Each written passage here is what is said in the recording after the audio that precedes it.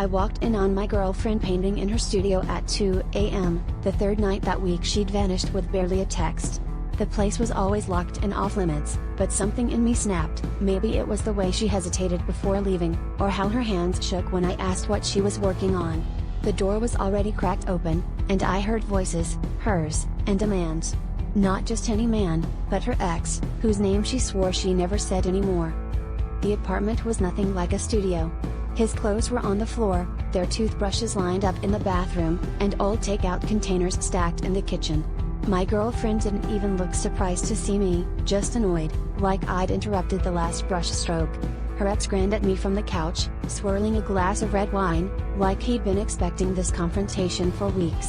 On the easel was a half-finished painting, but it wasn't abstract shapes or faceless figures. She had painted me, naked and twisted, words scrawled across my body in red.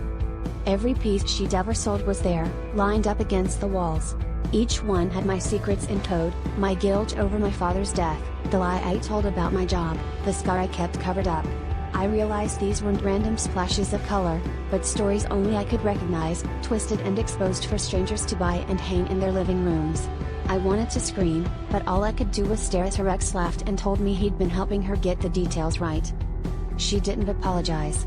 She just told me I'd been her muse, that she needed somewhere to put all the things I hid from her, so she painted them, then sold them to pay the rent I thought she covered with commissions.